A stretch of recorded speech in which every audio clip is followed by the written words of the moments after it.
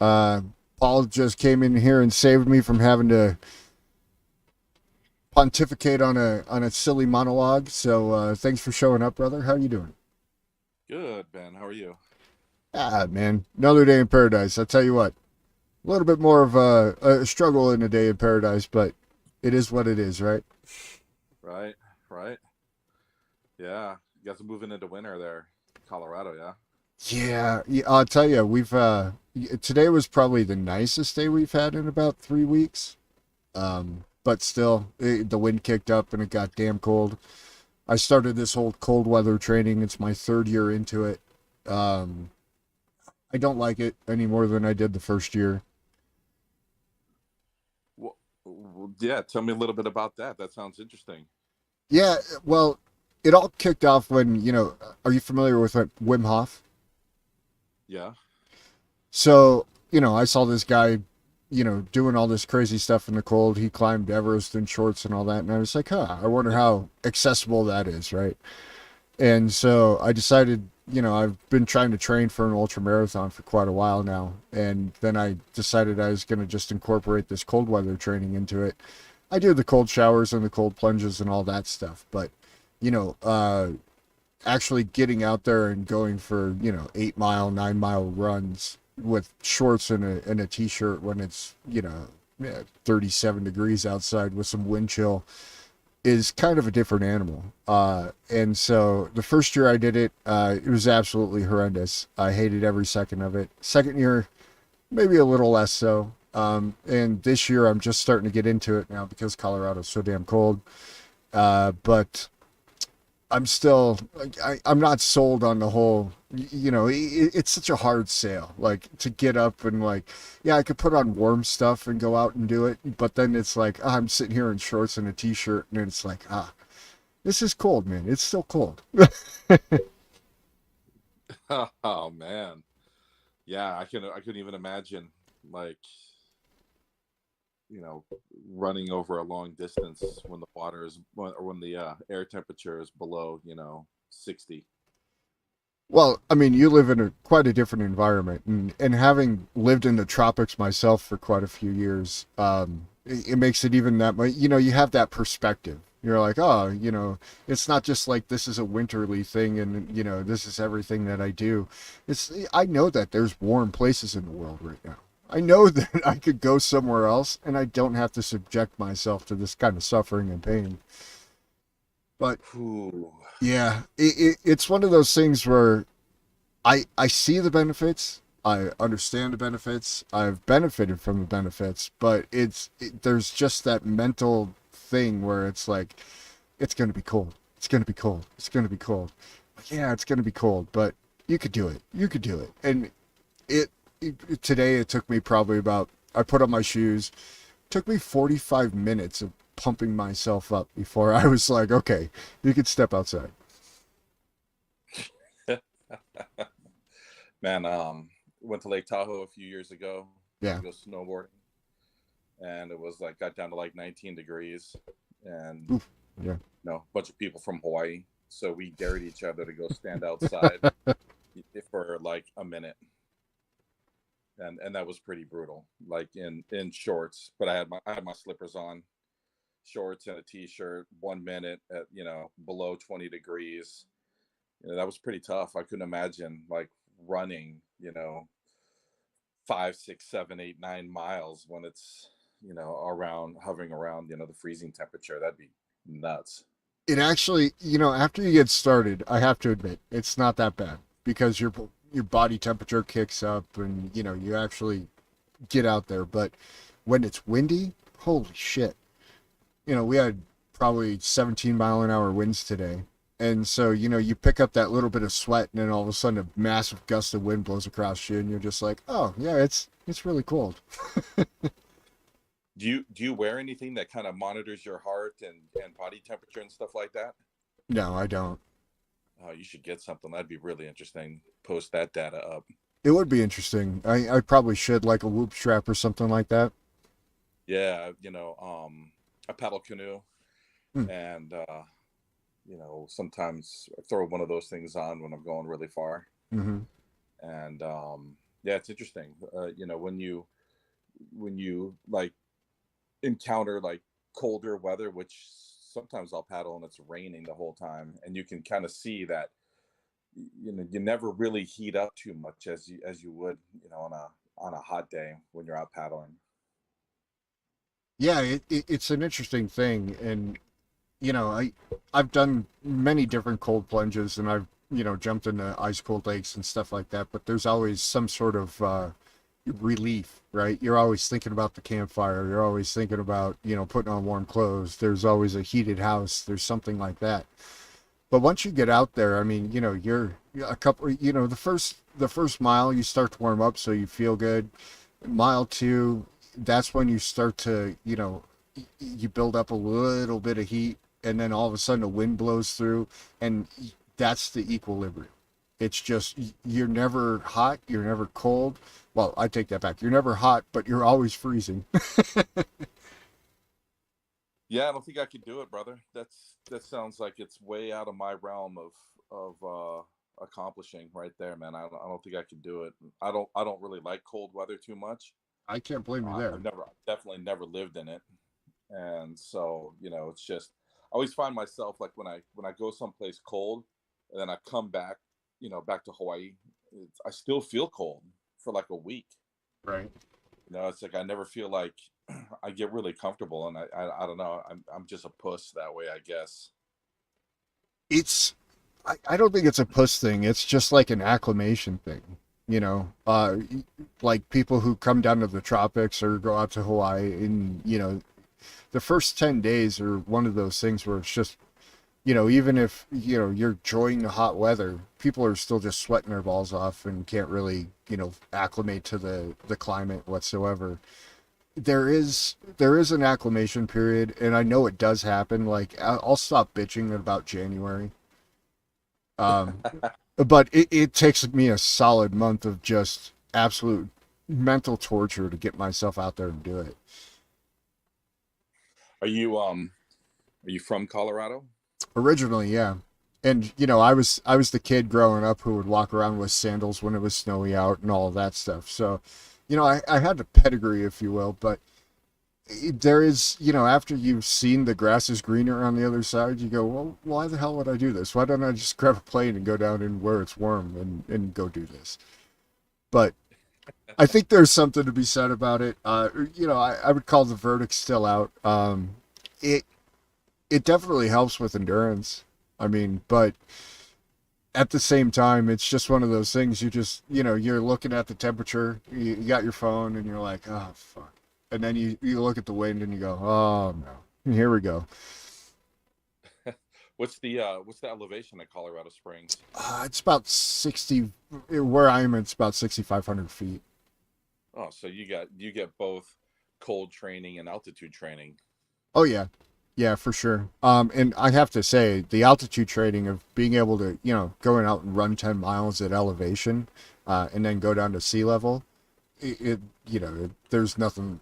Yeah, you feel like a superstar. You feel like like a little bit of a superhero. You're like, oh, this is easy. I don't know what you guys are all worried about. But when you come back, you get the other end of the pendulum. Yeah, reminds me of I'm a big like cycling fan, Oh yeah. and you know, and I like to watch the tour. You know, like all the grand tours, Hmm. and you see like the guys that are born and raised at high elevation that began cycling, and like what kind of advantage they have on the rest of the field from all the sea level people. Yeah, You know, it's when they hit the mountains and it's like, oh well, I'm back home now. I finally feel comfortable. We're over 6,000 feet. yeah. I mean, and from a biological level, you're producing more red blood cells when you do all that stuff. So you're it's just one of those things where if you can manage to do that training, and then all of a sudden you have some sort of competition that drops you a few thousand feet, you're going to be better for it for sure. Yeah, Yeah. yeah, for sure. That's interesting, man. Like, you know, the cold weather plus that the and then so are you doing like when in the winter, have you ever experimented with running on psychedelics in the winter as well? Um, just 1 year, and I have to say it's not the same as in the sun. It's when it's warm and sunny, there is a different level to that kind of experience. But when it's cold, there's just that mental capacity that you have to kind of overcome. Like there's just that hardship factor that you have to just eventually you suck it up, and you do. But it's just not as pleasurable. You're not able to relax as much. Yeah. Right. Now I haven't gone extensive training with it. I've only done it probably twice now. Uh, but I think Jason and I are actually going to go do it in January. So Like for a run we're going to go do a 3 day thing. We're going to take him on a little trip. in the mountains. Yep. Wow, that ought to be interesting. Yeah, I think so. Yeah. Yeah. It's a lot colder in Colorado in January, right? That seems to be when About the like coldest. cold. Yeah, yeah. Yeah. Yeah. It's one of it's yeah. It's one of those things. It's like you man up and you do it. And you feel like a champion afterwards, but you usually bitch the whole way, or at least I do. Maybe I'm just a pussy. Yeah, yeah, no, that doesn't sound that like you are. Um, so have you given Jason any like recommendations for training or anything? Is he just gonna just dive into it? I think he's just diving into it. He's pretty Uh, active. He does a lot of cycling and stuff. He's done a couple century cycles, and so I don't think he's gonna outright die on me. Yeah, let's hope not. No, I don't think so. Plus, I take precautions too. It's you pack the right stuff in your pack. You make sure that you have the proper nutrition. I've been training for the ultra marathons for a while now, so I have nutrition and what sort of like macronutrients and all that stuff that you need to have accessible in order to complete these types of very strenuous strains on the body. And I'm not a young buck anymore, so I figure he's got a few years on me. He should be all right. So are you guys? Is this something where you're gonna head out for the day and then return back to home, or are you guys gonna stay out for like 3 days? Well, we're not going to camp outside. We're going to do like a cabin thing up in the mountains, so we'll have a home base to return to. Nice, Yeah. nice. And then, so what does a typical day look like when you're doing that? Um, Wake up early. Typically, kind of get some food in you. Make sure you have some protein in you for sure. And then it's off to the races. Eat some mushrooms and then go start. Bring a whole bunch of mushrooms with you. Uh, Make sure you have some, good protein bars. I have there's a company called Tailwind who makes a very good electrolyte drink that does a really good job of, if you just sip it as you're going, it keeps you pretty plenished for the electrolyte side of things. And then there's other nutrition factors, different bars and things like that. The only concern I have really with somebody else is I've tested a lot of this stuff with like my gut, uh, but not everybody's gut is the same way, right? You're right. And then, so you guys go and you're gonna start. You're gonna hit some peaks. You're gonna do some trail running, a little combination of them both, or are you like during the day? Do you like at any point do you stop and kind of bring it down a couple notches? That's really going to depend on how cold it is. Right. um Stopping in the cold is a different animal. It's one thing to just keep going, get the peak, go off the peak, get some trail running in, do that, make it back to the lodge. But if it's all of a sudden minus 20 degrees or something like that, that kind of changes the game plan a little bit, probably. I'm not trying to get Yeah. anybody frozen on the side of a mountain personally. Right. Right. And then, is there any sort of like reflection period? Is that for like when you return back? You guys, Right. Well, you guys have. yeah, it actually starts off with a reflection period the night before. So the night going into the first strenuous activity, and then it's just a continual effort after that. the wind down for the day is the dinner for the day after all of that, and then you just wake up and do it again the next day. Wake up, do it again the next day. Brutal. It seems brutal. At the end of it, you feel like a champ. That's the thing. So I'm the pussy who is, yeah, this sucks, but at the same time, I know the end result of it, so I'm more than willing to go off and take the trek again. Because afterwards, all of a sudden you're just standing out making snow angels with no clothes on, pretty much. You just got some shorts on, and you're like, oh, this isn't all that bad. Oh man. Yeah, it's a thing, Getting man. cold, getting cold just thinking about it. I'm kind of getting cold thinking about it too. Like I said, it's always the start of the season that's just a bear for me. It's hard to get over. This cabin, um, is like utility there, or is it just Yeah, like yeah. okay, that's good. Yeah, so you know that at the end of the journey you have something warm and comfortable to walk into, which that aids a lot into the whole process of things. Now, I would like to go more extreme personally, but the opportunity just hasn't been there for me yet. Um, I probably will by myself sometime this winter, because I've, as much as I bitch about it, I've really acclimated pretty well to this whole process. Um, after the 45 minutes today of just getting my motivation going, it was kind of easy breezy for me. Now today was a very nice day. It was, a solid 55 degrees, only about 12, 15 mile an hour winds. So probably somewhere in the 40s in terms of things. But it wasn't, after you're done, you just feel pumped up. You're ready to go. You have a lot of energy. The adrenaline and all of the breathing and everything like that just kind of kicks, you take charge of the autonomic nervous system, really. That's kind of the whole, like, Wim Hof breathing, Tumo breathing type idea. And you can really regulate your body temperature kind of at will.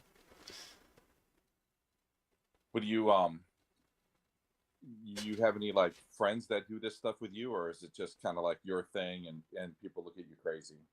Yeah, pretty much people look at me crazy. Yeah. Right. It's hard to convince Oh, somebody, right? It's like, oh no, you're gonna be fine. Like, no, no, fuck you, guy. You're like, you go have fun, crazy guy. oh, nuts! And then, so you do this during the summer too, is right?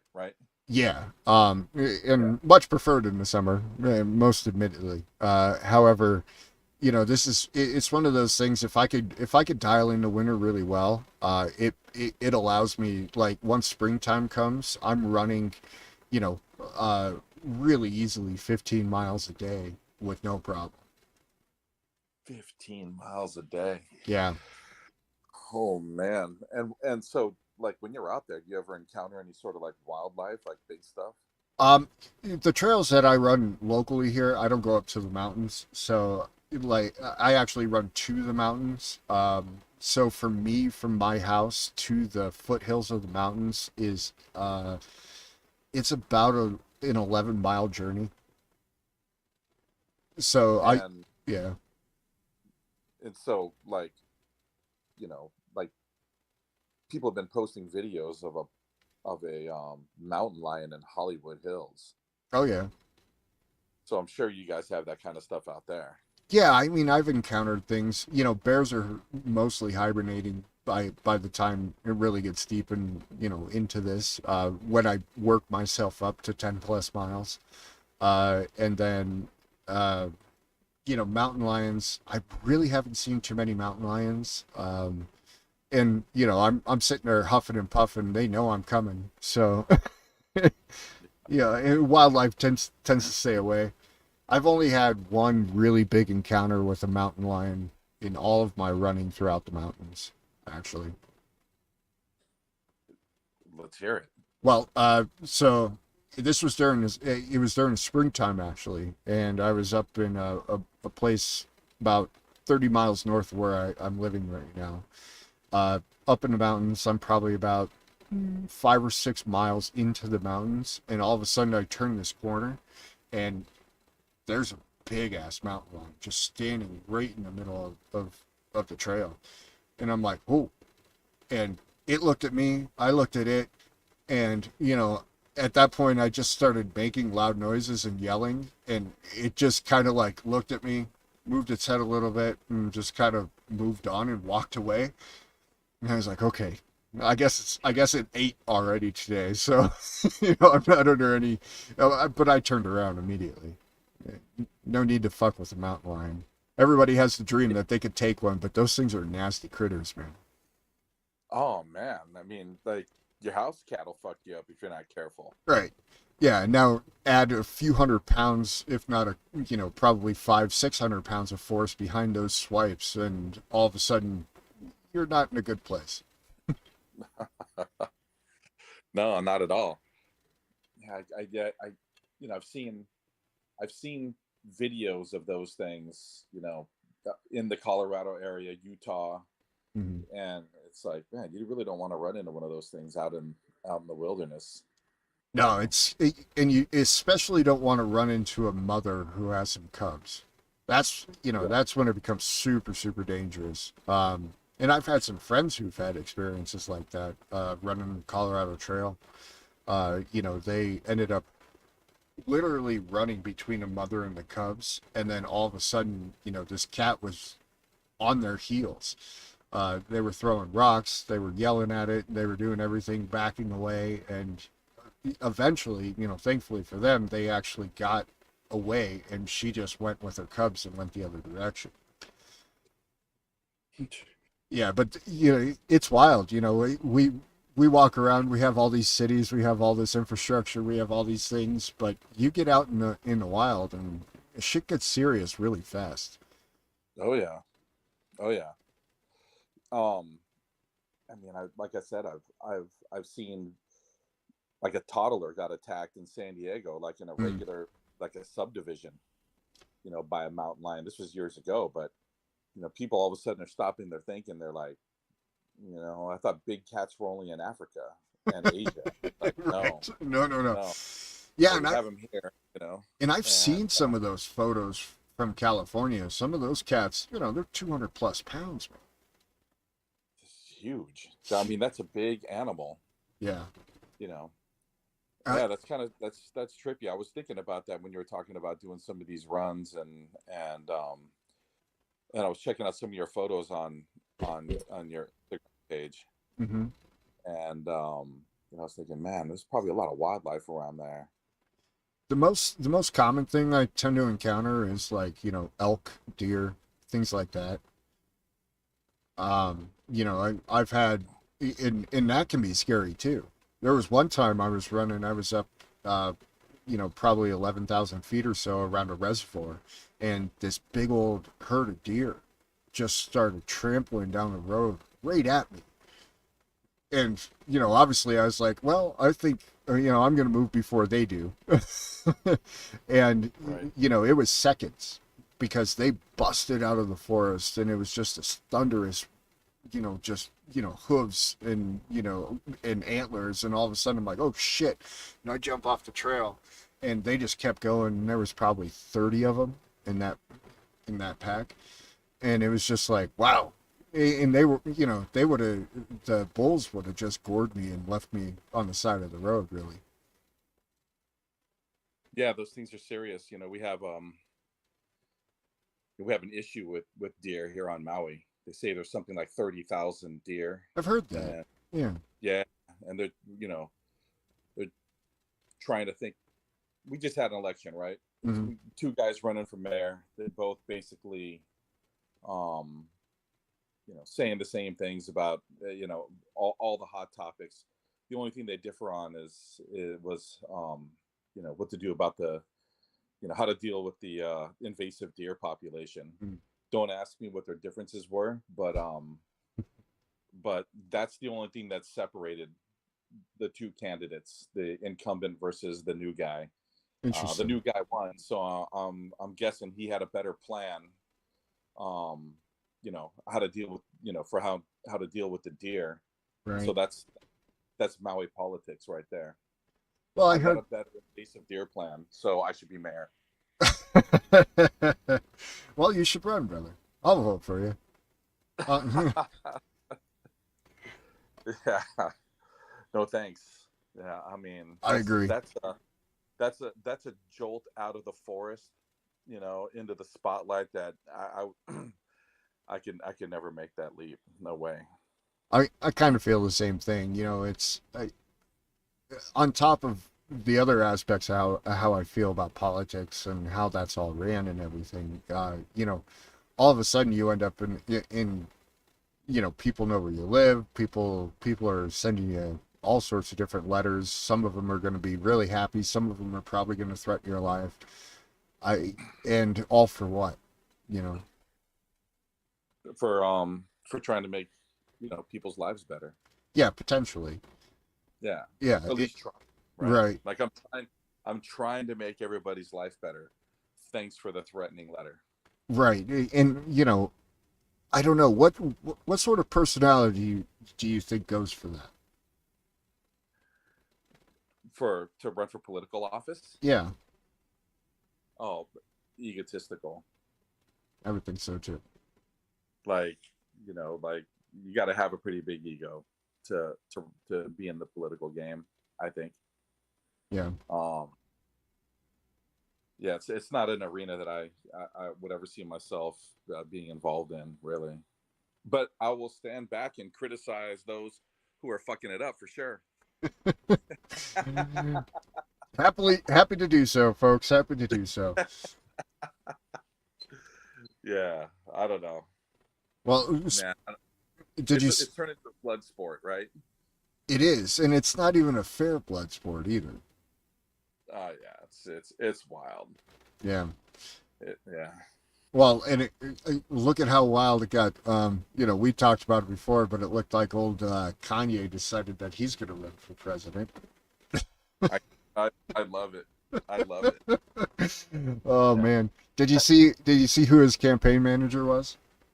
No. Mm. Do you remember a guy named Milo Yiannopoulos? Milo Yiannopoulos. It sounds familiar. Oh, he was the Chicago. Was he from Chicago? The Chicago mayor or something, or governor? No, no, no. He was just an internet troll. Oh, yeah, I don't know who that is. Yeah, he rose to popularity, and he was probably one of the first casualties of cancel culture, if you want to call it that. But he was basically, he was just a shit talker and just a rabble rouser. And then all of a sudden, now he's going to be the campaign manager for Kanye West, which, yeah, maybe it works, I guess, in this day and age. I hope it pays well. Well, the guy's got enough money. I mean, it should pay well. I mean, that's what it would take. I mean, if Kanye was like, "Hey, Paul, I need you to be my campaign manager," it's like, What's your how much price, money? Paul? What's your price? I don't know, but I could help out Kanye for the right price for sure. I'll sell out completely. I would too. I'm not gonna lie. Be like, hey, Kanye, man. Yeah, you want to pay me like $5 million for 6-8 months of my life? You know what? I'll take that. I'll make my family better. I'll improve my community. I'll have some nice funds for some startups, and I'll be reviled by 50% of the population in this country. Yeah, no problem. Right. I mean, I can straight face all your fucking craziness, Kanye. For sure. Oh man, yeah, it's I guess he asked Donald Trump to be his vice president or something. That's what I was reading. That I was heard. that would be a really interesting conversation. I would have loved to hear that. Yeah. So I'm running for president. I want you to be my vice president.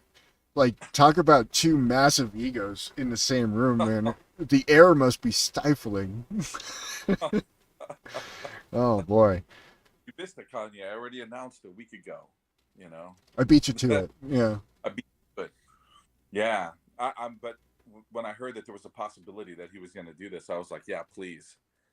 You know, I really hope he does. It's like when Trump said he was going to make that announcement, and people are like, "What's he going to say?" I'm like, I hope he says he's running for president. You know why? Because it's a shit show, and I can't wait to see it. There's a lot to be said about eating some popcorn and just watching it all go to hell. Oh yeah, I can't wait. It's going to be, you know, and then we'll see who else throws their hat in, you know, to be the Republican nominee, Yeah. and it'll be a real interesting thing. It'll be great. Somebody, you know, we should begin the Netflix documentary on it right now.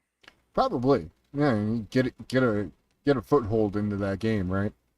Yeah, just like take all the money that we have and you know, fly around it with our phones and some, you know, some GoPros and start just documenting the whole thing. You know, just hit all the rallies, hit all the debates, all the speeches, and then begin editing. It'd be really, really interesting just to piece it together and watch it. Yeah, well, I mean, it's one of those things where it's like there's no way that we're not going to see it anyway, right? So maybe Yeah, we for don't have to invest our money. Maybe we just sit on the sidelines and watch the damn thing unfold. yeah, but I bet whoever does invest their money Probably is makes them great. it. Yeah, they're Yeah, gonna make the American public is gonna, and this is a sad thing, it is very. um, you know, is gonna really, really gobble it up. But I'm one of them. Like I'm gonna be sitting there, you know, waiting to see what absurdities come flying out of some of these people's mouths, and um, and then how much, what percentage of the American population actually believes some of this stuff, or you know, thinks that these people are credible, and it should be. It's like I don't know. Yeah, it's like watching it's a train wreck, man. It's like watching a sinking ship. Yeah, Just kind of. it is, man. It really is. And I think we had a little bit of preview in like 2016, right? But Oh, I can only imagine what 2024 is going to look like. oh, I can't wait. Oh boy, it's going to be something else. I cannot wait. And I was, you know, my wife was asking me. She's like, "There, isn't it a little early for him to be doing this?" And I was like, "It's not early enough. Probably This not. guy should Yeah. be running for president the day after they kicked him out of the office, right? Hmm. He should, and like, hey, I'm running again. You know, Yeah, let but the games begin." it's kind of funny, now that he said that he's running again. That kind of implies that he lost, right? Yeah, yeah. You And can't run then again if you already lost. right, right, right. I mean, And then all like, you know, all the lawsuits that are coming at him right now, right? and Oh yeah. that's the thing I love about this guy. I remember, you know, this whole thing about you know, when all that Stormy Daniels stuff came out of, Mm. you know, he was hosting a dinner, and I want to say it was for the something, maybe the I think it was the Prime Minister of England, maybe. Mhm. And so there's this whole media like shit show going on about him and a porn star and some other women and all the rest of that stuff. And there he is. He's sitting there in like the mural room with this guy. And they're just like chatting and they're taking questions from the media, and the media's bombarding him with a bunch of like, you know, porn star questions and all the rest of this stuff. And I forget who was there sitting, you know, leader of another nation was sitting there next to him, Mhm. and he was just taking it like he didn't even care. He Dude, wasn't bothered by any of it. You know, they were, you know, it was just like another day in the life of Donald Trump. right? And I, I I thought, mean, wow, you have to give credit where credit's due, right?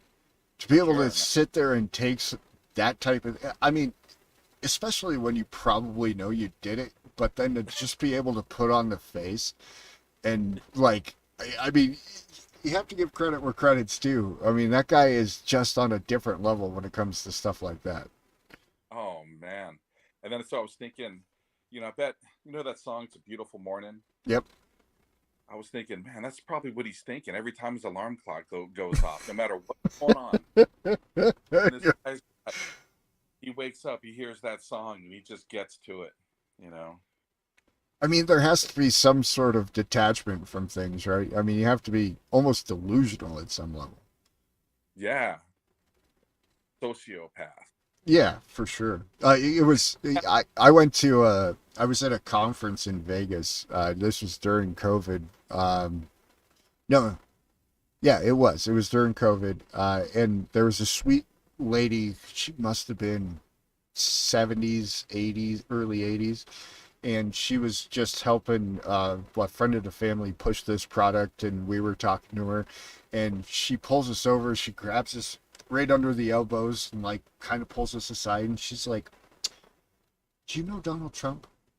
We're like, yeah. She goes, would you like to hear a story about it? And I'm like, well, sure, why not, you know?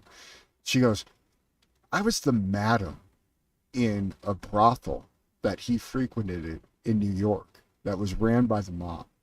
And so she basically ran this mob brothel. And she tells us this whole story about all of his exploits and all this stuff in his brothel. And she's like, he is so entwined with those people. And she just went on this whole tale. It was probably about a 15-minute tale as she's holding our arms, walking us around. And she's like, I just wanted to tell you guys that you looked like you were somebody who wanted to hear that story. It was like, I absolutely was. Yeah, I know a whole bunch of other, three-lettered acronyms that would like to hear that story as well. Yeah, probably, right? Yeah. Yeah, but apparently Yeah. she was the madam for this brothel, and she was the head bartender and all of this stuff, and she observed these things, and it was during the 80s, uh that she ran all this stuff, late 70s into the early 80s, and she just started telling us stories and stories and stories about how he was a part of them. The only reason that he was in New York was because of them type idea. Yeah, it was pretty fascinating. We're walking around a convention in Vegas, and this lady just decided to talk to us. She should write a book. She probably should. And it was one of those things where, just the mannerisms and the way that she told the stories, you're like, I'm pretty sure this is probably more true than it's not. Right. Yeah. I mean, there's so many weird things out there, about a whole bunch of politicians. Oh, yeah. Not just Donald Trump, but Oh, yeah. Let alone, when you start to factor in stuff like Epstein and stuff like that, right? oh man, yeah. There's definitely a whole you know, um, people in power behave strangely. They do. Um, They do. and yeah, and it's like at some point, um, how do we as a country, as a nation, how do we rid ourselves of those types of people who are susceptible to poor decision making? Um, You have to you know, change the game, man. yeah, The game as it stands today, like we were talking about, the only people who go down those pathways are sociopaths and psychopaths. Let alone not on that's you need that, but you also need the funding to do so. And then so the people who are funding those people seem to be characteristically similar. So without a vast structure change, without something that a fundamental shift, I don't think we change this story. yeah. I don't think so either. But there was a time when I was younger that I thought, yeah, we can change this. But as I get older, it's like, man, I don't know if we could ever change this. It's You know, so ingrained, right? well, yeah. I mean, that's the thing. It is ingrained, and the sad part is a lot of people have just accepted. Well, that's just the way it is. That's Right. that's Yeah. how it's done. Well, and to be fair to those people who've accepted it, they're not wrong.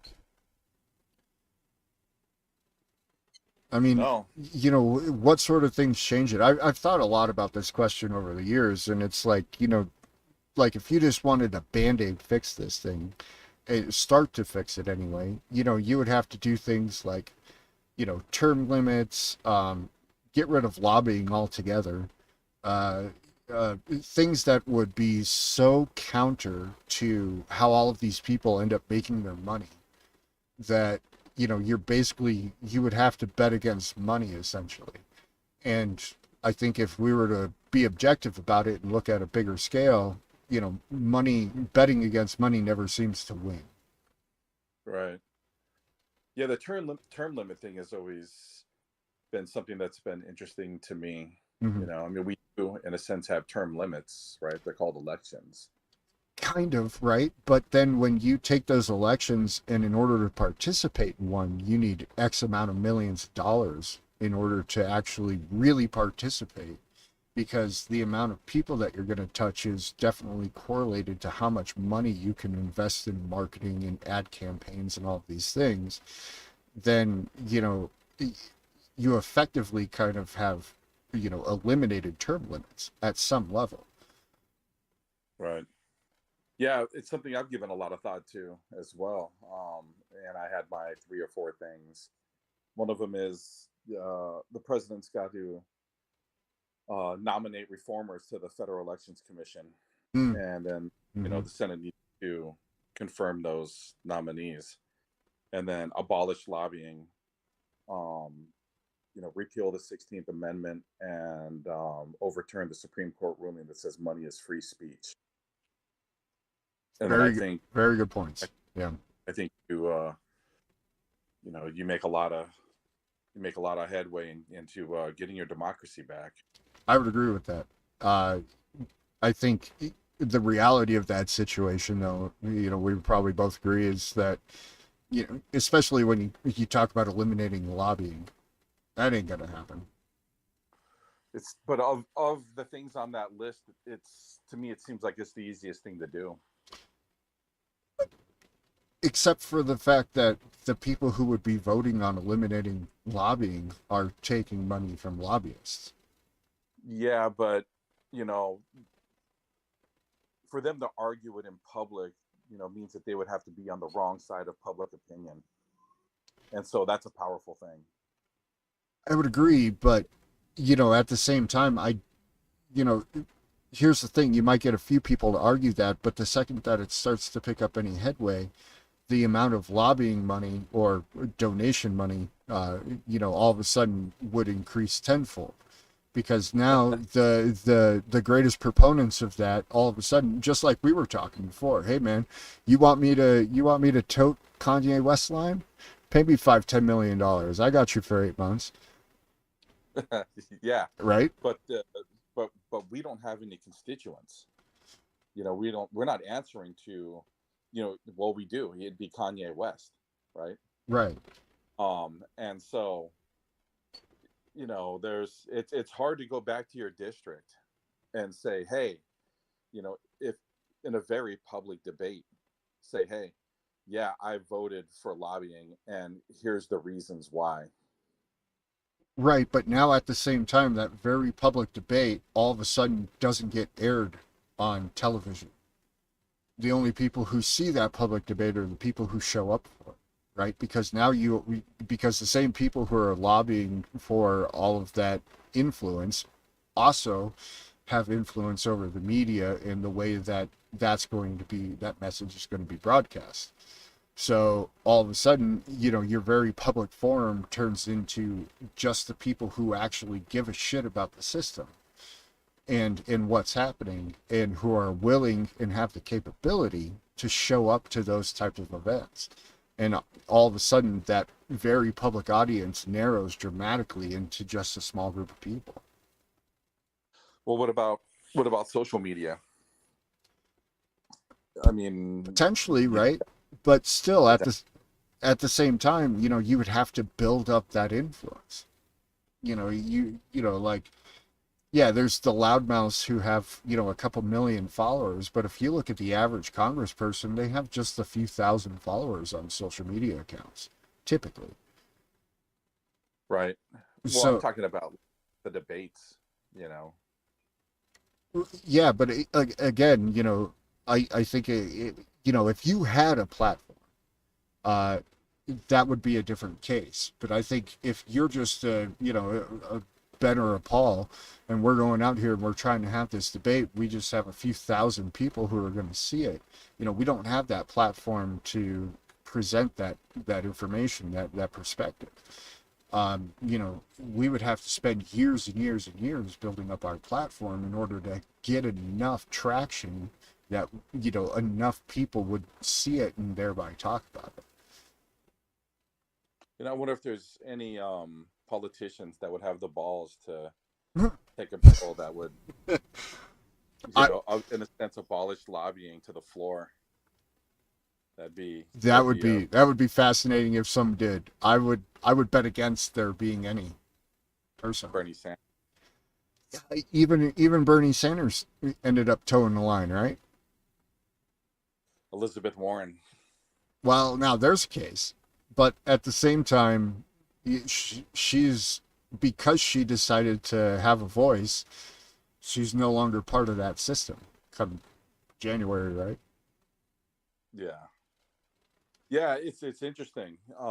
There's got to be some way to open those channels of communication so that the American public um could actually see um like what's going on, just in the case of like lobbying, right? and Yeah, and and to what effect it actually has on legislature. And I think it's I think it's the easiest thing. Like, you're gonna have a hard time, like, like getting rid of the Federal Reserve Act. That would be like, you would need tanks and guns and all that, to get rid of that. I don't know, money is free speech. mm, That's a tough one too. that's a You tough know one that too because that's a tough, they're kind of aligned, right? yeah, Yeah, yeah. But those are the things, those are like, every time those little things pass, like, people don't think about it, right? It's just like, oh, okay, money's free speech, and it's like, whoa, holy shit, and it's like, what just happened right there. And then mm-hmm. people complain about representation and how they're not being represented, right? Right. But And then well, this gets back to what we talked about before. Is then you factor in education level. yeah, Now, that's very, now all of a sudden that education comes into play because the people, if you're talking, if those numbers are true, and I don't have any, I've looked into it, I saw the study and all of that stuff, but how true it is, who knows? But even if it's a fraction of truth, even if it was 30% of the population instead of 50% and had only had a sixth grade education level, I mean, you know, you're not going to, those 30% are going to outweigh the voting other percentage of people. There's so many conflating problems to actually getting these things to move down the line. yeah, it's really depressing, I would agree. when you were sharing those education statistics, and I was like, holy crap, man, we're Blew me, screwed. blew me away, man. 18% people illiterate in this country? That's crazy. Oh, that is wild. Wild to think about. One out of every five people you meet lacks the ability to effectively read and write. Let That's alone, yeah, let alone comprehension, right? I mean, holy cow. Yeah, that's a really scary thing, and it's a problem. But I don't know. It's like, how many people are paying attention to that? You. Right. Not many, man. Well, and then you have to factor in the people who are, don't want that in the public space, or people who are sitting in these places of authority, right? Yeah. They don't want that status quo to change because that status quo is what enables their ability to put themselves in these positions. Partly. Well, in part. Yeah. Yeah. I think I think Americans need to just kind of, kind of take a step back from politics for a little while, kind of focus on their communities, and forget about Washington D.C., where it seems like all that ever happens is debate that leads to nowhere. Um, very little governing actually occurs at the federal level, Mhm. and so like when you talk about the Terra Libre project, that's an interesting thing, and and bringing it all back to to small communities, and trying to gain more control on at either a local or state level, where you can help better shape the community that you're living in. Yeah, and ultimately, I think that's probably, just out of years of evaluating this, that's kind of why I went down that Terra Libre project path, was because that was the only way I could see where you could make foundational and fundamental changes to affect larger changes at scale. Because if you can't align communities, you're gonna run into the same problems. The people who want to talk about these things, the only information that they're going to be exposed to is going to be, whatever is mass media distributed, whatever's acceptable speech on social media, all of these things that we're currently seeing in today's zeitgeist. Yeah, yeah, I agree. And you know, depending on which tribe you're a member of, Right. right, then it's going to really kind of you know Well, decide on. and therein part of the problem. We've ascribed ourselves to tribes, red and blue, Democrat, Republican. Now, there's a spectrum to those things, but at the end of the day, the choice isn't, um, do you want this or do you don't want this? It's the lesser of two evils most often. Yeah. um I mean, it's hard to really put your finger on what motivates people, to vote, to go out and voice their opinion. And it seems like, you know, um, Americans are kind of caught up in their, well, not kind of, you know, totally caught up in just survival mode right now. Right. And and so I hear when I talk to my friends, about like, and keep in mind, I live in a small place, in the middle of the Pacific Ocean, where you know most people here are kind of aligned and thinking a certain way. Hmm. So the things that we talk about are, like in the grand scheme of things, are yeah, like a deer problem, Hmm. right? Right. Like that's a big, right, a deer problem. We have some issues with agriculture here, um, shipping, like container ships. Those are kind of the things that are on like the people of Hawaii, right? Or at least Maui. And so it's like, wait, it's like you tell them like take a step back and kind of look at the big picture. What's happening around in this country, because what happens on the mainland in the United States eventually, Will usually seep not in. right away, yeah, eventually will make its way here and have an effect on us one way or the other. And and most people around here are like, yeah, that's if they're from here, they have no interest in it. And if Hmm. they are not from here but living here now, it's the reason why they're living here now, right? So Sure. Sure. they've just totally kind of, decided like, I'm Checking cutting out. the umbilical cord. Yeah. Yep. And I'm moving to Hawaii, and hopefully I can find a community of like-minded people. Um and then so the things that we will debate politically will be, stuff like, what do we do with all these deer? Right. Yeah. And there's so many angles and perspectives to this problem. And once you start to really disseminate it through all of those different filters and valves and all of these different ways that, because at the end of the day, people who are working 8, 9, 10 hours a day, 5 days a week, how much time do they really have to devote to something like this? None. Exactly. And that plays into the whole system as a whole, right? It's like, all of a sudden, it's yeah, I hear what you're saying, but the immediate things that are affecting my life are X, Y, and Z, and beyond X, Y, and Z, I don't have enough time. I don't have enough, let alone do I even care potentially. Yeah. It's interesting. There seems to be a real struggle, right? When you look at some of these, like more rural places in America versus the more urban places in America. And like, like I was reading this thing about like generational wealth Mm-hmm. and different stages families are in um on the wealth scale. Right. And so when you look at like largely like mass urbanized places in America, um where other than like the real poor working class of people, you have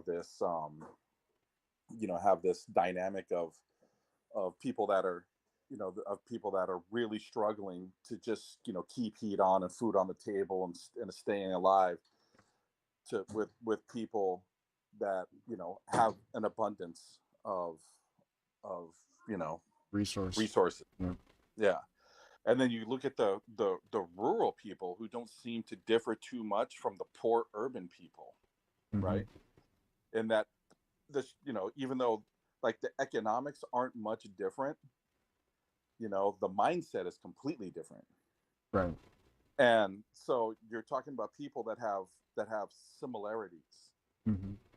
and lots of them, but the way that they go about, or the way that they view their problems, is totally different, which I find really fascinating. I think that's born from, in part media for sure, right? The way the dissemination of the propaganda happens. But at the same time, you get these divides, and it becomes, instead of focusing on like, hey, there's a socio-economic problem. That those words never leave any single politician's lips. you know No. it's a black problem, it's a white problem, it's a LGBTQ problem, it's a trans problem, it's all these other problems. It's never the socio-economic problem, which is the underlying factor to these things.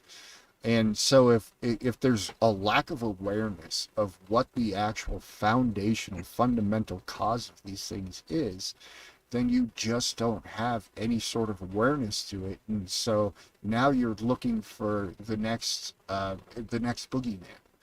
And as long as somebody's telling you that there's a boogeyman over there, that's where your focus is going to be. That's where your attention's going to be. But the real problem is the socio-economic problem. And it probably has been for as long as I've started, as long as I've studied history and how things have evolved in this country, let alone the rest of the world. Yeah. I mean that there was a time when like it was difficult for black people to vote. Still is in a large In many in a lot of places. Yeah. yeah. But it was like that for poor white people too. Right. And Yeah. so there was this, after Reconstruction, they really made an effort to get poor white people, the ability to more easily vote. Mhm. And the reason is because they didn't want the poor white people who weren't voting to develop some sort of kinship with the poor black folks that were also not voting, Exactly. because they realized, that if that happened, that the power structure Would be upended. would be, yeah, would be upended. Yeah, 100%. And there's wild things in the history of this country that most people are completely unaware of. Like, you know, um, we dropped bombs on citizens of this country. Are you familiar with Black Wall Street? Yeah. Not many people are. They actually went and dropped bombs from airplanes on citizens of the United States to completely dismantle this upstart, Wall Street essentially that would be kind of, give a socioeconomic counterpoint to what was the New York Wall Street. They Yeah. bombed them out of existence. Yeah. Wild stuff, man. Wild stuff. Totally. I mean, but our country is filled with wild stuff that most people just want to ignore Or and we're pretend right, but that didn't. what I found is most people aren't even aware of it. You're definitely not reading that in your sanctioned school book for public education. That's for fucking sure. No, I mean, they're trying to teach people about that, right? Right, but then But and then when they do that, they wrap it up into all these other things. And so now instead of that socioeconomic problem again, it becomes an us versus them problem again from the variety of perspectives that they filter this story into. well, yeah, and and there's also a lot of stigmatisms attached to having these types of discussions, right? Hmm. Where so many people just don't know how to say, hey, let's talk about something that could make a lot of people uncomfortable, but do it in a way where people can learn and be educated, and not feel like they're being persecuted or victimized, you know Right, um right. and so that's always been the struggle with America, right? Is like having the conversations, like an intellectual discussion about whatever it may be, like systemic racism, Hmm.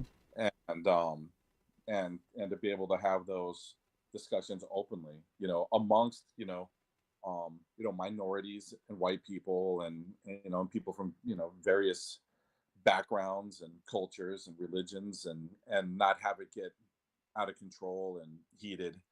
Right, um because quickly it turns into, all of a sudden people are racist, all of a sudden people are Nazis, all of a sudden, just raising the idea like of a Black Wall Street. I mean, you say that in any sort of public forum, and you're going to get lambasted. You're not allowed to have those conversations at some level. It's not that you're not allowed to say the words, it's just that you will never get to the point, back to what we were talking about before in terms of an audience and having a message be distributed amongst a wide group of people. There are roadblocks in place that you will never be able to get in front of the proper audience to have that proper conversation. It'll be completely, the legs will be taken out from under it well before you ever get to that stage. yeah, that's happening right now. Yeah, exactly. I think Yeah. I think there's a lot of people out there that are that are capable of having these types of discussions that are being discouraged, you Well, know yeah, I mean, because ultimately it comes down to, hey, it's not just you who are doing this. This is going to infect your entire family, right? It's going to affect the prospects for your son to get a job, for your daughter to go to college, for all of for you know along down the line. And that's kind of been the tool of authoritarianism, historically speaking. yeah. China's really fucking good at it. Oh man. Yeah, yeah, they are. But somewhere, there's got to be, right? There's got to be. Um, Too bad there wasn't a group of smart people. Um,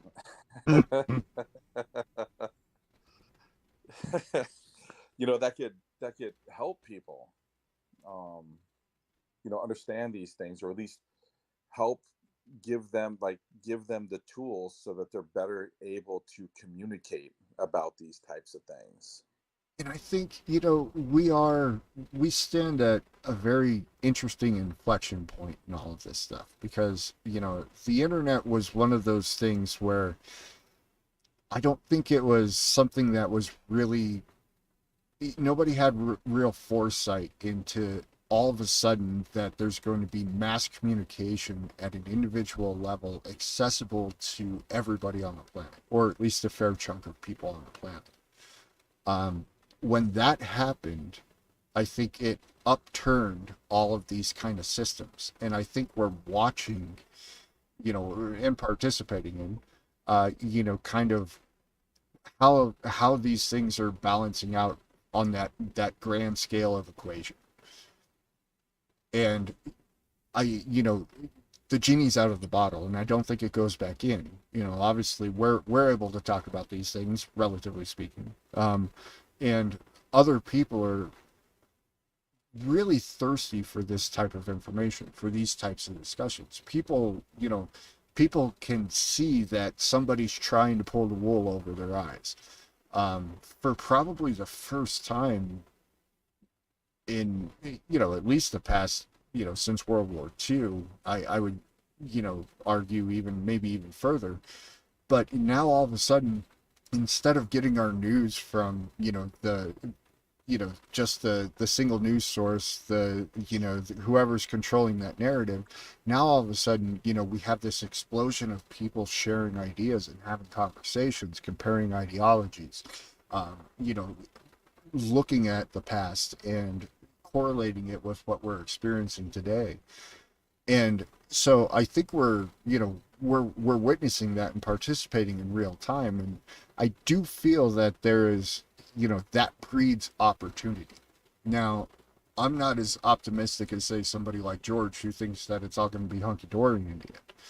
I think that this opportunity is something that if we don't seize it now, and if we don't make moves to, take back our liberty and our freedom, I think it goes away pretty fast.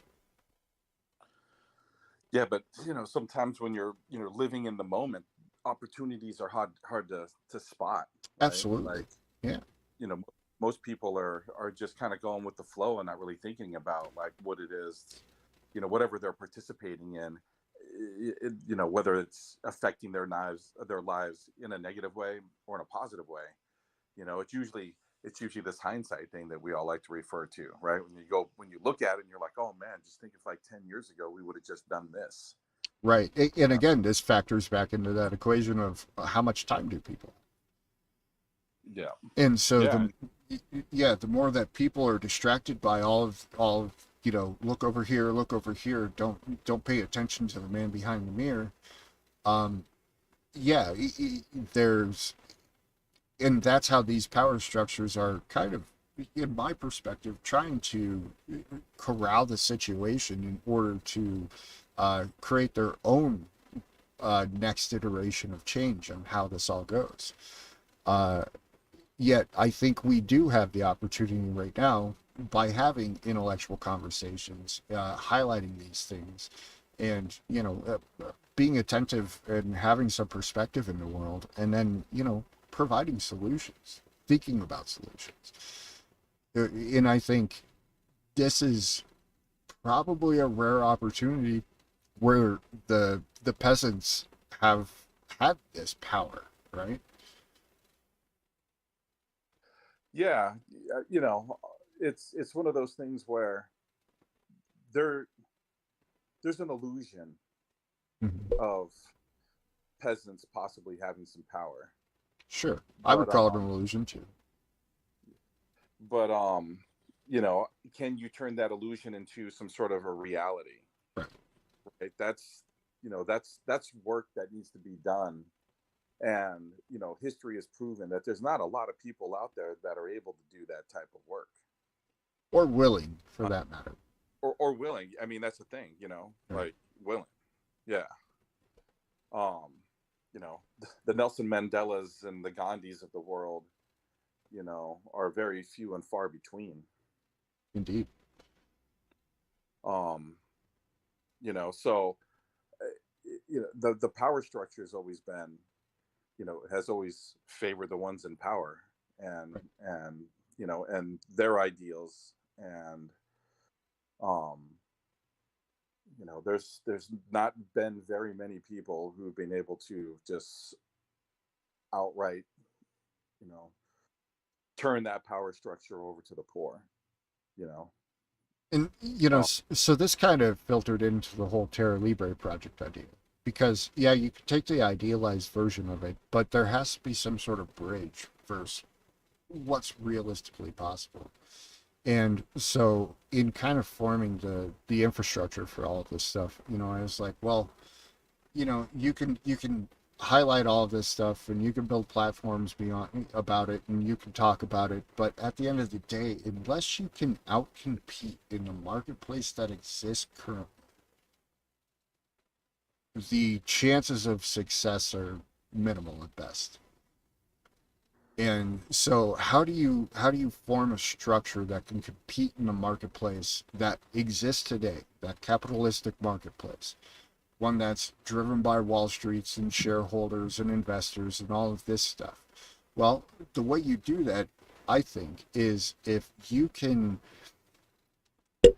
create the individual where you can have a facilitation through a corporate structure, kind of, if you want to call it that, that allows the individual to gain individual wealth. And via the corporate structure, you remove all of the roadblocks that exist to that stifle that in the marketplace today. And by creating a network out of that, which essentially would, you know, kind of have a rising tide raises all ships perspective. Now all of a sudden, if all of the individuals are prosperous and are generating wealth, and that wealth is, you know, attached to a network but not beholden to a network, and if meritocracy is a central component of these things, then all of a sudden I think you have a recipe where you can outcompete the corporate structures that exist today in the marketplace of ideas and products and services. so how do you get people to participate? I mean, that's Well, you got to build a model, which I know you're working on. right. And so you build a model, you get people to test out the model. And if all of a sudden, you know, via testing the model, they're generating some great wealth, and we kind of have examples of this, right? You know, people call it like the gig economy, right?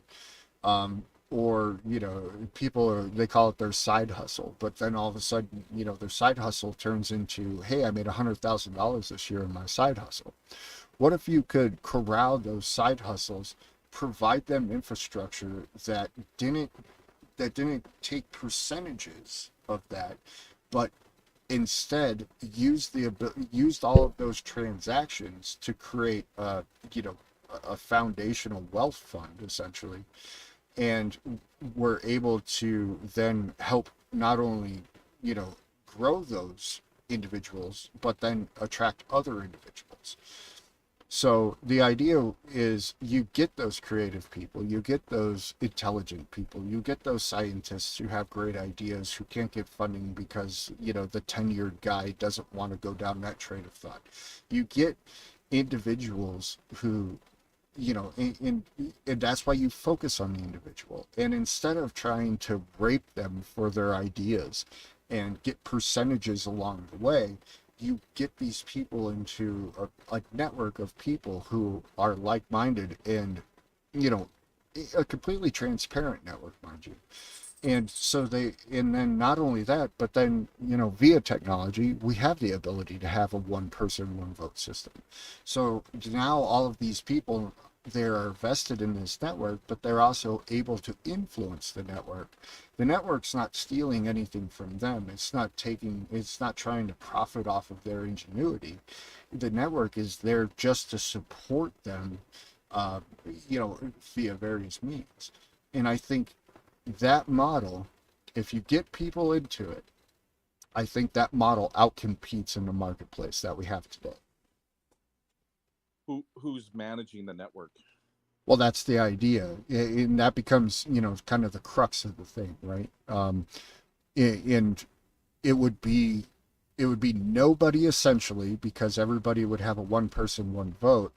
but you have a meritocracy that kind of, the people who are working for the network, the people who are trying to provide these services, provide these goods that allow the network to grow, those would be the people who are central to kind of, you know, uh, navigating how the network operates.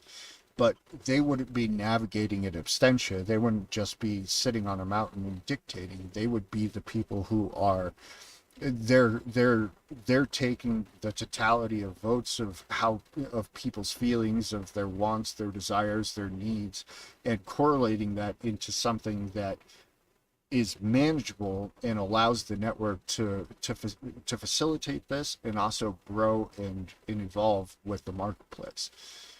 And so it would just be, in this, the structure of this is something that, I would love to actually talk about in depth with a group of people at some point, because, I have some ideas about it, but I'm just one dude.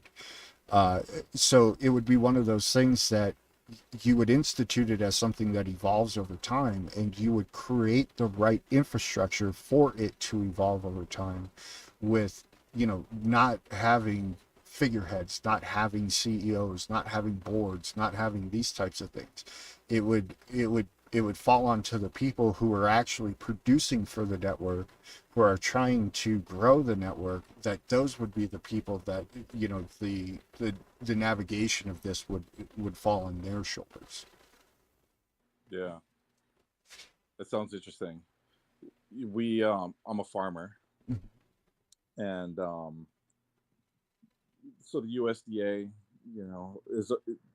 they're always getting funds from Congress, right? Right. For different programs, whether it's like land purchases or equipment purchases, disaster relief, crop, crop support, crop diversification, a whole bunch of things, right? Like the budget for the USDA is massive. Yeah.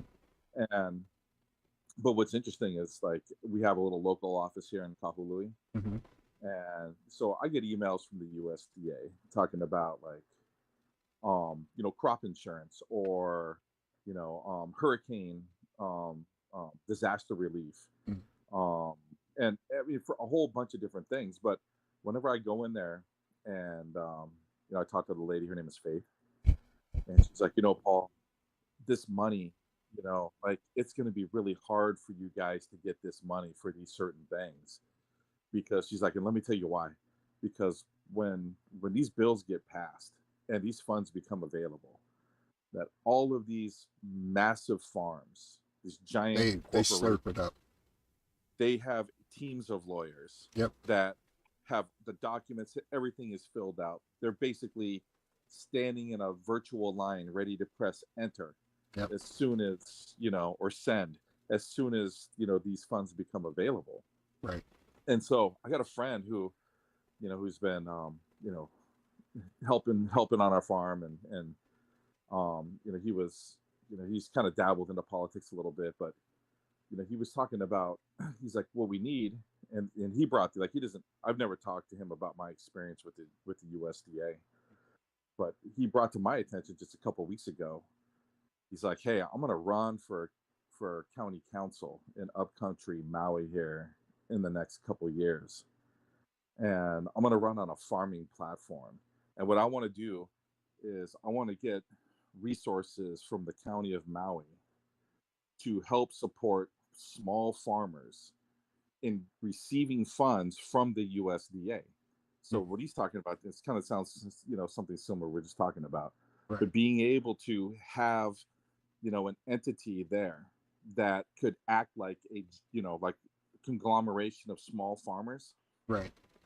that is supported by the county of Maui, and the county of Maui is now, gonna spend some money, That, right. yeah, to help get those resources to small farmers here, in Maui County, and I, you know, and to be able to, kind of at some level, he's like, it should be pretty simple, right? Because should be. what these large corporations are doing is they're not really doing it. They know, like, how the game is played, and there are people here who know how the game is played, and to be able to work the county of Maui with a federal agency like the USDA to get funds for small farmers, I thought was like we need that kind of help. I think it's a wonderful idea. Um, I think it runs into bureaucracy at some point, and then it also runs into the same problem that we were talking about before, which is lobbying.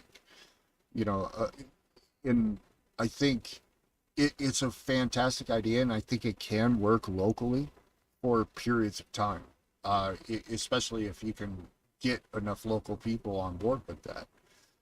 Uh, I think where it runs into problems is, these systems become inherently corruptible over time because there is money on the table, right? And if it's not directly corruptible in the sense that some big corporation can just kind of, find a way to finagle their way through a loophole to get this money, then it becomes, well, we're going to, lobby in order for this not to be, not to happen, or to make so much red tape that by the time, the actual money's on the table, it's pennies on the dollar.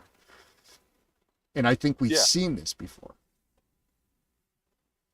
Oh, yeah. It's the whole, every process has been corrupted. It's like this. Our farm is USDA certified organic, Mm-hmm.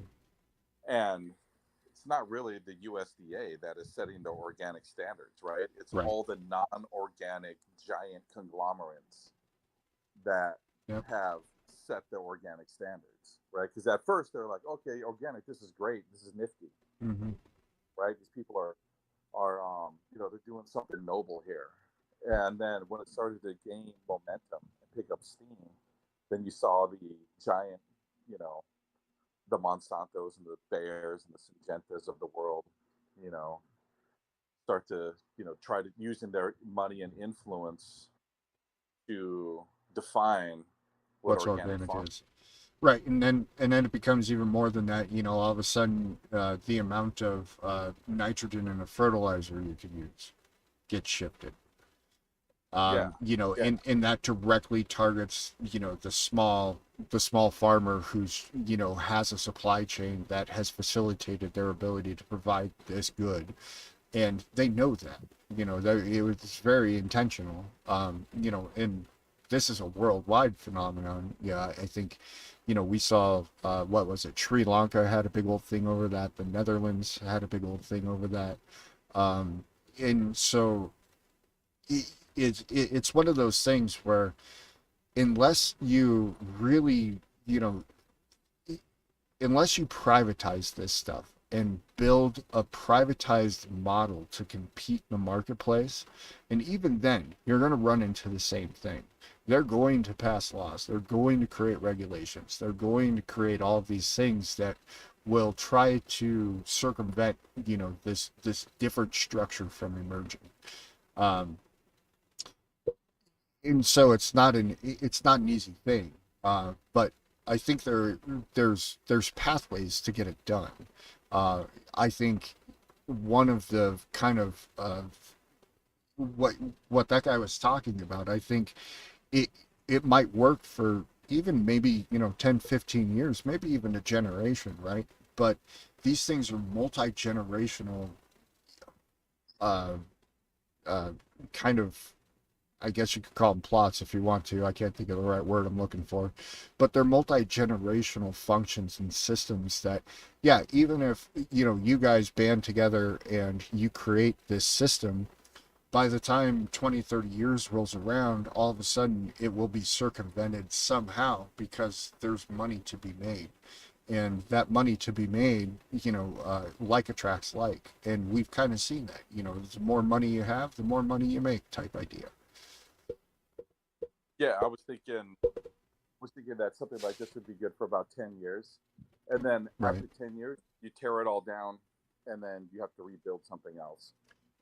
Right, and there's probably ways to create some sort of. You could probably throw it in a trust or something like that to facilitate something like that. Uh, but still, from my perspective, thinking about it, you're competing against such a massive system that, and like the only way that I kind of reconcile to compete against that system would be to privatize all of these things and create your own kind of network. So you basically all of a sudden become, you have the ability to, the wherewithal to withstand these types of attacks. Yeah, yeah, that's an interesting point. There seems to be a movement, against privatization. Right, and I think because privatization, it's a double-edged sword, like as most things are, and you can take this to extremes and do a lot of damage. But I think if it's has the proper foundations, if it's built upon an infrastructure that's thoughtful and is really geared towards individual wealth, um, I think that's how you build a system that can compete against that long term.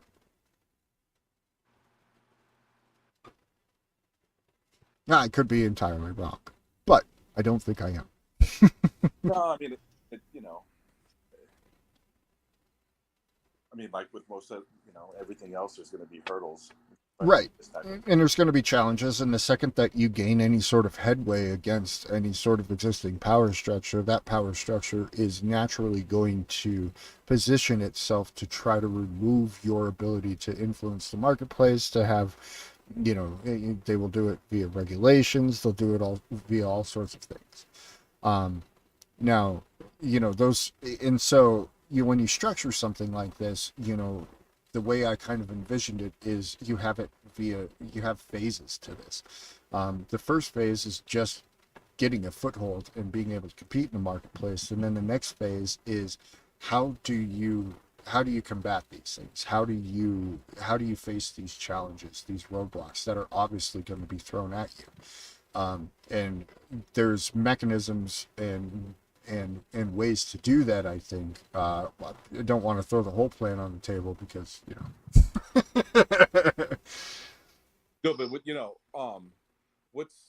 the in your model? hmm Um, in your model, we're talking commodities based. right. Which ones are you targeting? Well, it wouldn't be just commodities necessarily, because this model would be just as applicable to the farmer as it would be to say the influencer, or the musician, or and the idea would be that if now all of a sudden you create that vast range of ability to have incorporate all these people into the model, your network gains that much more strength, and basically creates more buying power in the world, if you will. Now, how you use that buying power becomes a very interesting question. Do you just resort to lobbying like all the other large corporate conglomerations? Or do you invest that into creating, say, maybe a duplicatable infrastructure that now, yeah, we can do this in, say, Maui, and we can do it in Colorado, but yet we also have outfits in Mexico. We also have outfits in Africa. And all of a sudden you gain the network effect. And if you can get that network effect to grow enough, now your buying power, your influence, allows you to be able to not necessarily circumnavigate these situations, but to confront them and have solutions that don't detract from the overall generation of wealth for each one of the members of the network. So when you were conceptualizing this, what kind of stuff were you thinking about? What triggered the Terra Libre project here? Well, so I went down. I had started my journey down in Central and South America, and I was in Costa Rica at the time, and I was sitting there, and I was having the time of my life. I had never felt so free.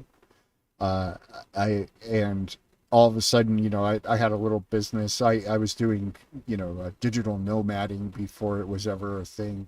And all of a sudden, all of the hurdles that I needed to go through, all of these things that I needed to have, well, these places, you know, hey, if you can do something, you can do it. And I was able to do things. And so now I had a direct connection to influence my my wealth, if you will, in the world. And then I was like, wait a second, you know, why do all these roadblocks exist? Why is there all this infrastructure? Why is there all of this red tape? Does it actually have a purpose? And then that's sort of kicked me off down the rabbit hole. The first iteration of the thing was, it was much more hippie commune than it was, you know, some sort of foundational societal change. But then as I started to explore the idea further, I realized, yeah, you can't just have a hippie commune and you have all this love, love, fluff, fluff bullshit, woo woo. There actually has to be, foundational differences. So what makes society tick? Why does society tick? And as I went down that rabbit hole, and it's been many years, it's, how do you influence those aspects of society that are set up, maybe not, directly, but often directly, uh, that counter these ideas, that counter these models, that put people in the boxes, that don't allow, people to get across certain thresholds, that create all of this red tape in the world. And after exploring these things, I started to kind of put it into a model and a structure. And I realized that, well, you can't just talk about something and, have it be a nice little idea. You have to have solutions for each one of these aspects along the way. Um, and so that's where kind of the model was born. And then I realized, well, you can't just solve it all in one go. You have to have some sort of, there has to be phases to this. And, then in hindsight, I correlated it to how I would build technology and how I've built different apps and automations and things like this. And I was like, oh, okay. So we have to iterate through these processes. What does the first iteration look like? The first iteration looks like, you have to create a system that can compete. That has to be the first iteration. If you can't compete, now you're you're basing it off the goodwill and the potential wealth of the people who want to get involved, which is, a half-assed bet at best. So how do you change that into a model that would actually be able to, say, take on a Google or take on an Apple? And then how does that transition into a model that takes on, society and tries to solve those problems that we're facing at scale in society today? How do you make these transitions? Where does this come from? What sort of infrastructure must one have? What do you have to supply for, the people involved in this in order for them to be able to achieve these iterative steps? And so it's been, a thing that's 15 years in the making, not 15 years dedicated, but just 15 years of, I knew this is something that I wanted to do and I think needs to happen in the world.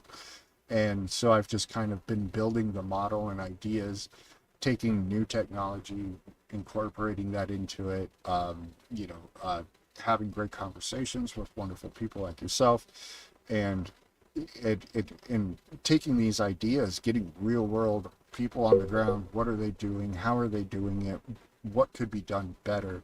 Why isn't it done better? Incorporating that into the model. And so it's just been this iterative process for So if I'm a potential new member, mm-hmm.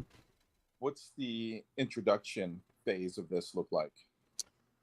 Well, so that's a great question, and the answer to that is that's exactly where I am in the process. I've had a lot of people who've expressed interest in this, and a lot of people who think an idea based on some solid foundations. And right now, I'm trying to work out that actual physical model.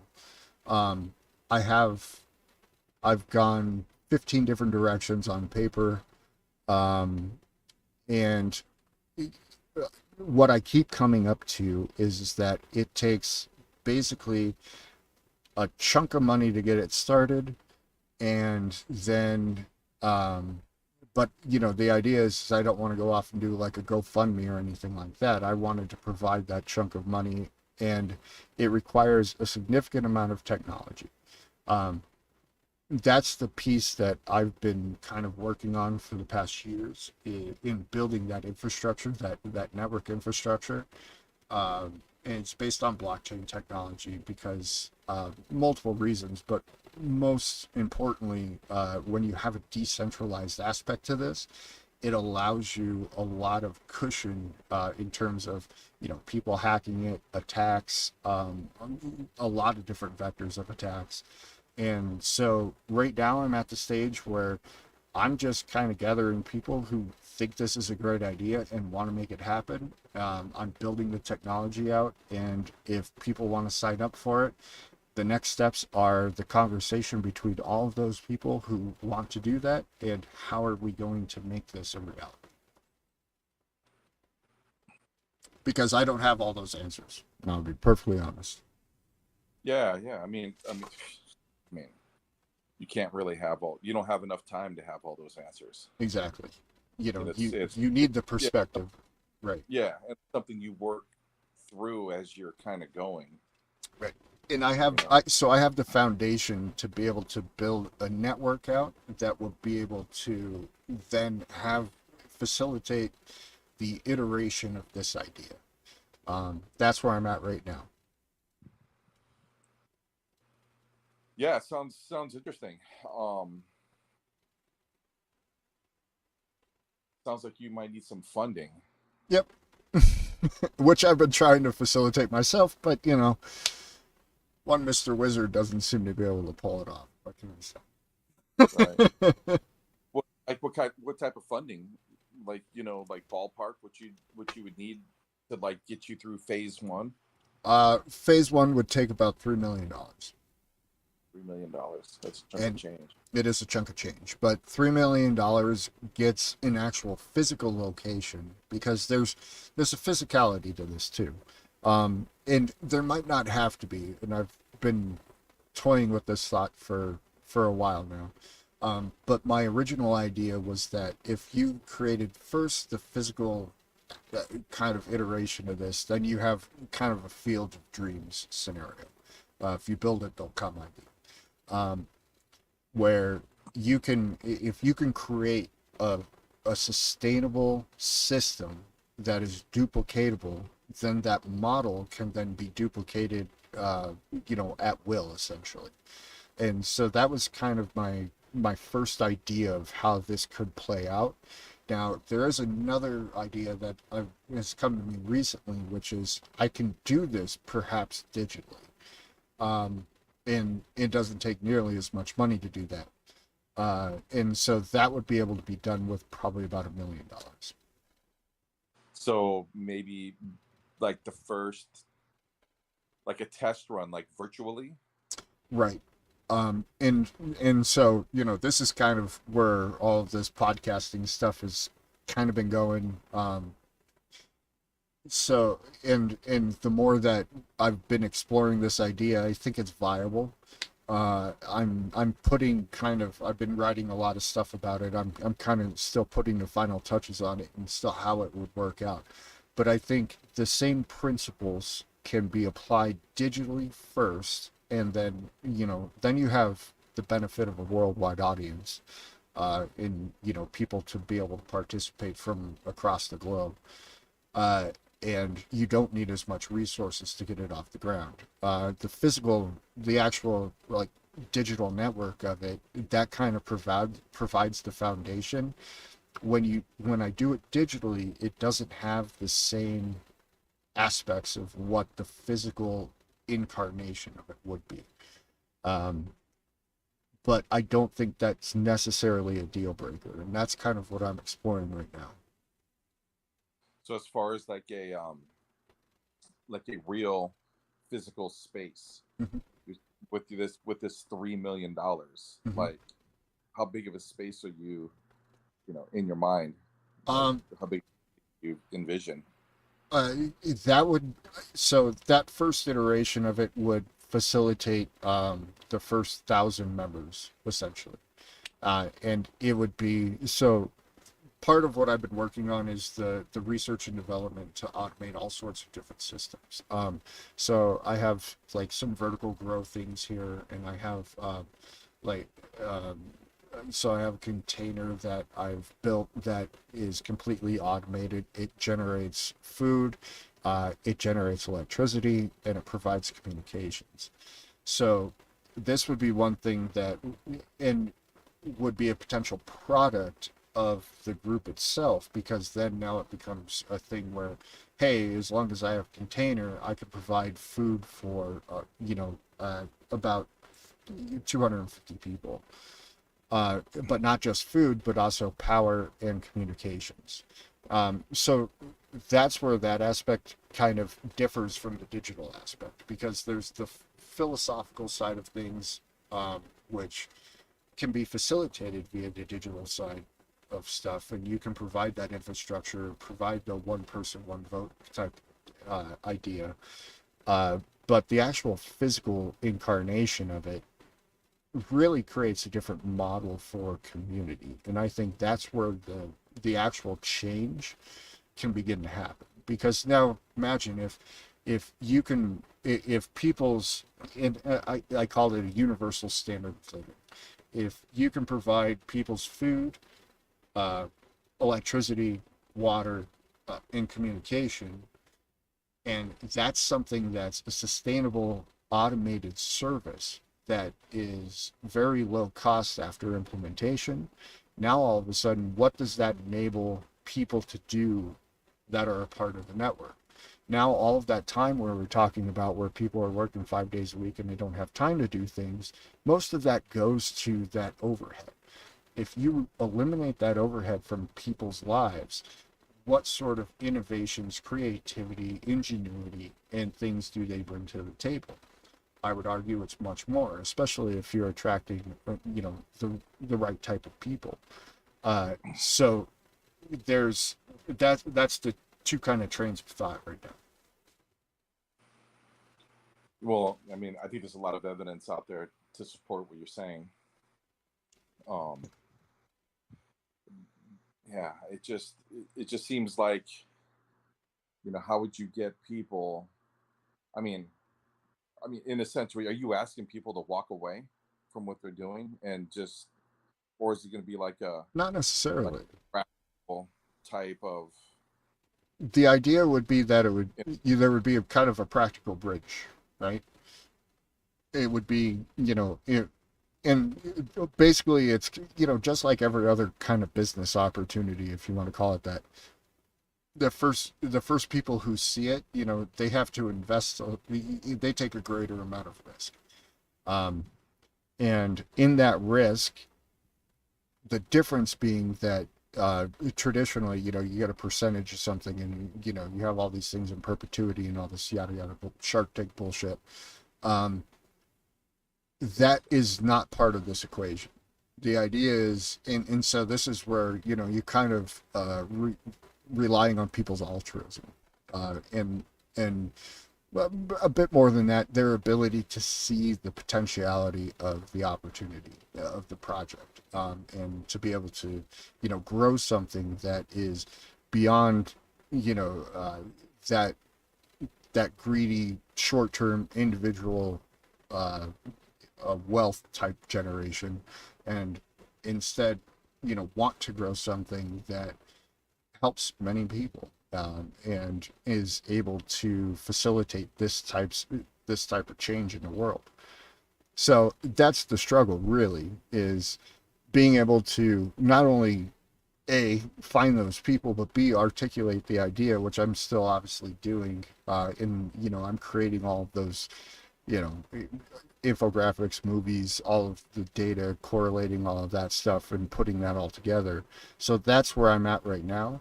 I think if I get that all in a proper state, I think, with just 100 people who want to do this thing, it becomes a real thing real fast. Yeah, well, I mean, keep me updated, man, because it sounds interesting. Yeah. Um, Thanks, man. you I know, appreciate that. well, I mean, like I farm, I have space, right, to do things, Hmm. and so I'd just like to see like what kind of ideas are out there for for other things. Yeah.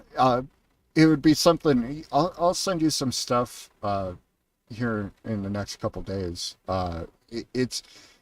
There's a part of this where I don't want to speak too publicly about kind of the machinations of it, the inner workings of it. Um, Yeah, Not for the fact that the idea would get stolen. I wish somebody would steal the idea, but just for the idea that um, I just don't want to let the cat out of the bag, nor do I want to overstep what I've actually thought through and what I can, kind of provide evidence for and support with data. yeah, yeah. So about 100 people you got right now that are interested in this. About, yeah. And they're all over the world. Norway, Thailand, Mexico, quite a few in the United States, a couple in Canada. And so that's the other aspect is, I realized that, yeah, the physical aspect of it would be fantastic if I could realize that if I had my own chunk of change to throw at it. Um, but in light that I don't, how do I make this a reality with all these people who are truly interested in are probably very attached to their local environments, their local communities, and so that's why I've started going down this other train of thought of how does this work? Maybe I'll call it phase point five before phase one, right? Um, how do I facilitate that, and does that work with the model that I've built, and how do I get it to work with the model that I've built? And so I'm getting closer, and I think there's some viability uh, to that idea, and that's kind of what I'm pursuing right now because I didn't win that $1 billion lottery. Shucks. Yeah. Well, I think when you get it into some sort of form and where you can really like present it and have a model, Mm. then I would recommend coming to Maui and doing that, Mm. because what we have here is an abundance of people with money and a bunch of people who are looking for an alternative to the current capitalistic structure of things. Right. And and if it's like commodities, food based type thing, there's a lot of people here that that are the previous two things I just spoke about, and farmers. Mm. um yeah, it's an interesting concept. I think if you are in the if you're talking to the right people, you could take that 100 number and start to build numbers on that much greater than that quickly. Well, thank you for that, brother. And this is actually why I'm out here doing the podcast is to have these conversations to facilitate this stuff. So I appreciate it greatly. Thank you. Yeah, well, thanks for using your time to try to to conceive a model that potentially could um, change people's lives for the better. I'm a big I look around and I see problems, and I see time is one of the biggest problems for facing at least Americans right now. We don't have enough of it, and we're Indeed. not going to gain more. But maybe there's an alternative out there than the 9 to 5 rat race, of which people seem to be doing. Sometimes two 9 to 5 rat races, Right.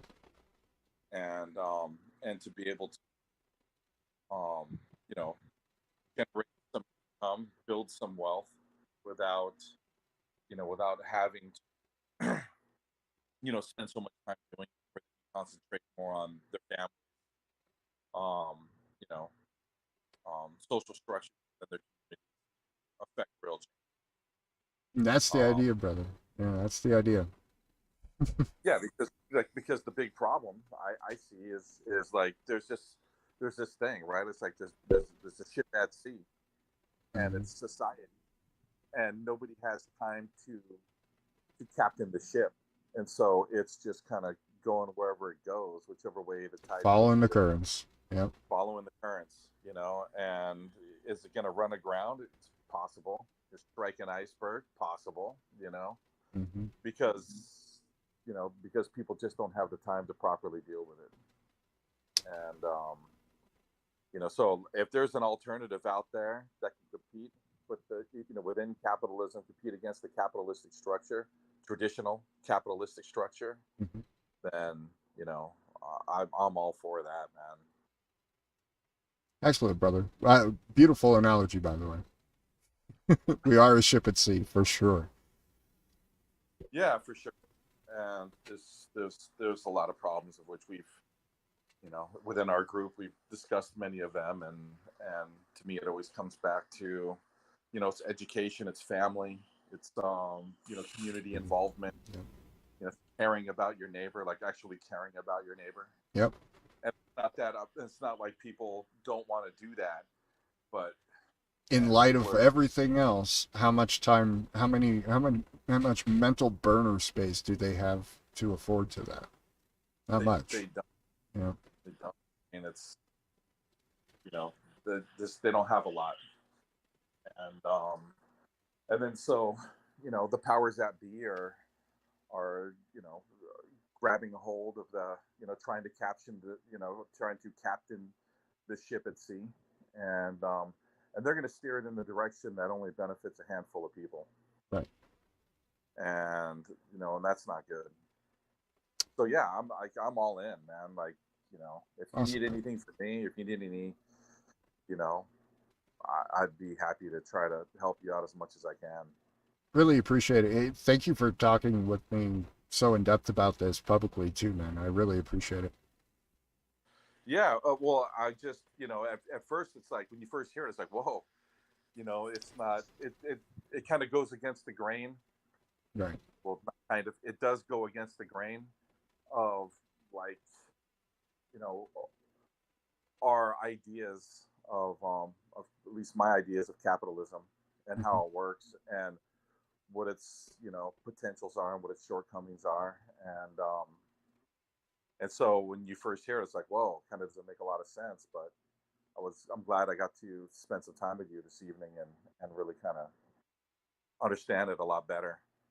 um And I'll do greater justice to it as I move a little bit further down this path. I'm being put on the spot all of a sudden, which was by design. I needed to be put on the spot. You have to be able to articulate these things. It's nice to have an idea. It's nice to have some people who agree with you, but to be able to sit down and hopefully articulate it in some way that makes sense, and so other people can see that and do it in a public space. And again, I appreciate you very much for having this conversation with me to facilitate that. I think that's a huge important step, not just personally but for the whole project together. yeah, well, I mean, the way I see it is like, you just got to start doing it. It's Right. one of those things where it's so massive, right? It Its is. potential is Yeah. limitless, right? And yeah, there's a goal, but when you're talking about some of the things that you're talking about doing, there are many pathways to get there, Right. right? And until you actually put it in play and start working, that's why I think, like, you know, digitizing it, maybe doing a model that's not so in the physical, Right. could you know might you know be able to help you figure out, like, The eliminate some of the paths nuances. that are, Right. yeah, like, Yeah. because those paths are going to be. And then, like, I know from just, like, building things Hmm. that you can get caught up in a certain direction that it's not very productive, Hmm. and until other people put eyes on it and tell you that what you're doing is not productive, you can get kind of lost and waste a lot of time, you know Indeed. and so, yeah, like having the eyes on it, and but I mean, just having a few conversations with you now. I know you're smart enough to, to just not go, hey, this is the way it is because I say it's the way it is. You know, I'm not that guy for sure, and I appreciate that. yeah, I don't see you being that guy at all. You're the guy of like, hey, you know, Did y'all see there, this thing over here? yeah, there's a few things that we may be missing, and inspire people to think, and you do that, and you Thank you, do that brother. well. I appreciate that very much. And that made my night. I appreciate that, Paul. Yeah, well, it's true, and you definitely inspire me to think about things in a different way than I probably would have, you know, wanted to think about them, and thanks for that. You definitely are an inspiration you know, to me. You challenge me, and I love this idea, and again, if there's any way that I can help with it, then let me know. I will do so, and I'll definitely continue this conversation with you offline a little bit to fill in some more of the details. But I think I'm going to end it there because, flattery is always a great way to go out. Sounds good. Hey, man, thanks so much for being a part of this. I really appreciate you, Paul. Yeah, thank you, Ben. Appreciate it. All right. Everybody who's tuning in, I hope you enjoyed the conversation. We'll catch you for some more shenanigans next Saturday, probably. Paul, we're going to talk about the dark skies here sometime soon. Is there anything you want to shout out or anything you want to say to people? Not at this time, but hopefully within the next coming weeks, I'll have some things to talk about when it, pertaining to the Dark Sky project. Awesome, brother. Well, everybody have a great evening, and we'll catch you next Saturday. Aloha.